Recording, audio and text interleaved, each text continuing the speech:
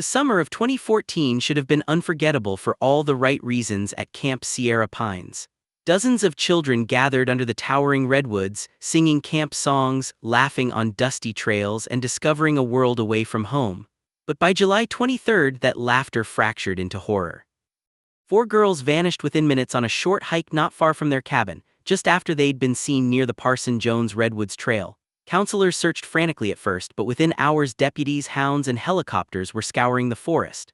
No shoe prints, no discarded clothing, no broken branches that might suggest a struggle. It was as if the girls had dissolved into the trees. For their families, the nightmare never ended. For 2 years every possible lead was chased. Grainy road camera footage of children in vans, whispered rumors of a mountain hermit, psychics calling with dramatic visions. None delivered. By the summer of 2016, the trail was cold in every way but name.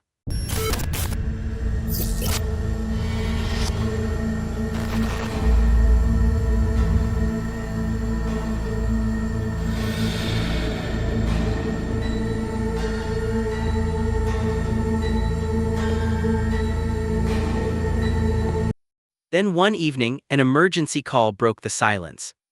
The call. Dispatchers still remember the sound that came first, shallow breaths catching in the throat, the reluctant air of someone on the brink of betrayal. Then a woman whispered, "My husband, he's doing bad things. He is involved with the camp girls. I think he killed them. He keeps a bunker near Sierra Pines."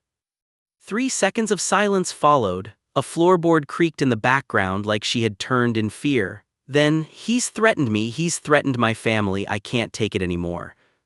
The line cut, caller ID, unavailable, trace, impossible, a burner phone.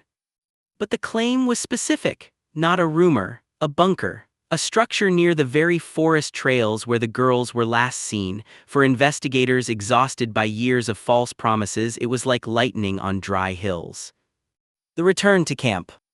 Sergeant Tom Heller carried the battered case binder heavier than most textbooks. Inside were faded maps, search grids inked over too many times, flyers of 4 missing children smiling forever in camp t-shirts. Burnt coffee in hand, he drove north with Deputy Carla Mendoza. Sitting in the back, despite every rule forbidding it, was Lena Moore, 20 years old now but still the older sister of K.H. Moore, one of the vanished. Lena had begged to come. She had never stopped visiting the site, leaving notes pinned to trees, hunting shadows and undergrowth. That morning she swore she'd ride with them. The captain had reluctantly agreed. Sometimes determination makes its own decisions. They rolled past the shuttered camp. Cabins leaned crooked under neglect, weeds split the gravel paths, and the once bright "Welcome to Camp Sierra Pines" sign peeled to nearly bare wood. The forest swallowed everything with eerie patience. The team took to foot, and soon, under layers of pine needles and camouflaged branches, they found it, a heavy steel hatch in the earth. The bunker. The latch was resistant, groaning as it snapped. When the hatch swung open, a breath of stale, chemical air drifted up. The floodlights revealed a steel ladder descending into vibrations of a humming generator. Weapons ready, deputies slipped down first. The concrete chamber below was dim, lined with shelves of canned food, jugs of water, and the exposed veins of wiring. A single beige steel door barred their way forward. With a twist of the bolt, the door gave way. Inside the room, everyone froze, 4 cots, each with a pillow, each indentation recent.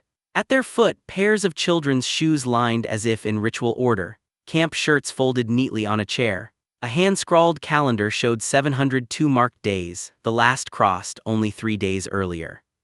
And beneath one cot, a torn scrap of lined paper read, "We can't see the sky, please tell my mom I'm sorry." Lena had to grip the ladder to stand. It was K.H. Lowe's handwriting.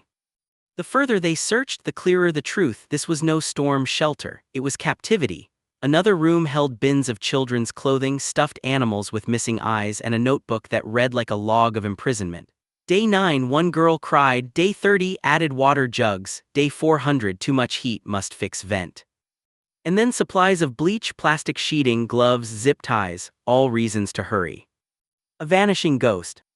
Tire tracks nearby proved fresh. They followed the trail to a shed hidden deep in the woods. On its wall was a Polaroid photo, a square-jawed man in work clothes, and beside him a pale young woman forcing a smile. Underneath was a notebook scribbled with reminders. Aug 14th, move her before frost, singular, her. The suspect had a name, Mark Calloway, and the caller was his wife, Erin. As deputies investigated, a truck rumbled into the clearing. Mark spotted them, slammed the accelerator, and bolted down the forest roads. A brutal pursuit followed through mud and roots until Mark abandoned his truck and fled on foot. Inside, deputies found a small pink hair tie tangled with blonde strands. Lena sobbed it was K.H. Lowe's. The wife's secret. While Mark ran free, Erin was cornered by guilt and fear in a motel room. For months she had heard muffled crying from their basement, seen a child's shoe he hadn't explained. She had lived in silence, paralyzed by his threats. Finally, she risked her life to call.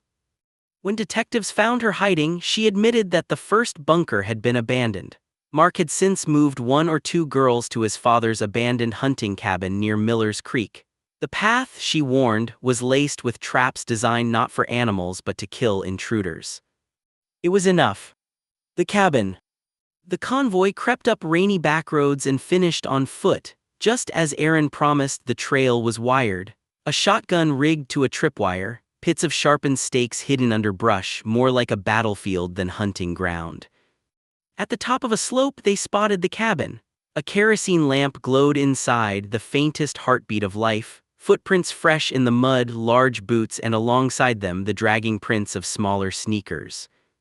Inside they found a plate of half-eaten beans, a still-warm blanket, and a small pink sweater. Recent. Someone had been there minutes earlier.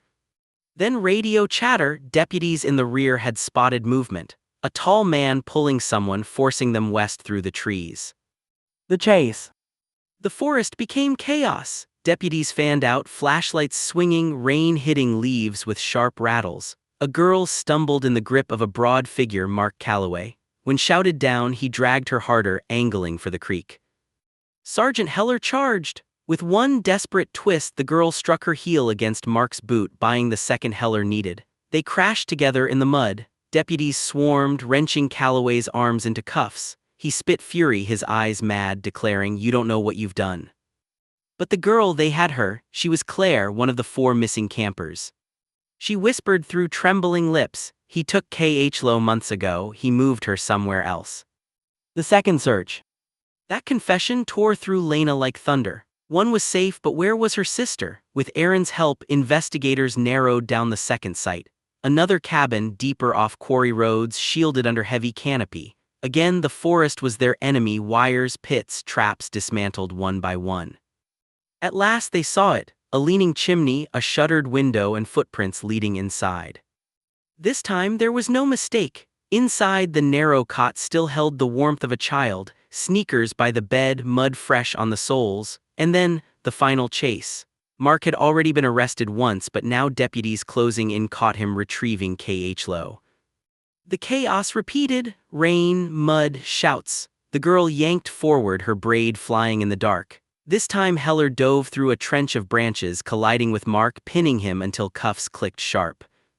K.H. Lowe staggered away into Mendoza's jacket. On the trail's edge, Lena stood waiting, frozen. When K.H. Lowe recognized her, she collapsed into her arms. Tears drowned the forest, and neither sister would let go. Aftermath. By dawn, Mark Calloway was caged within an interrogation cell. He smirked at photographs of the bunker, calendars, and toys, denied everything. When asked about the missing girls, his only slip was chilling. On seeing K.H. Lowe's hair tie, he muttered, "Cute kid, always wanted to explore," present tense.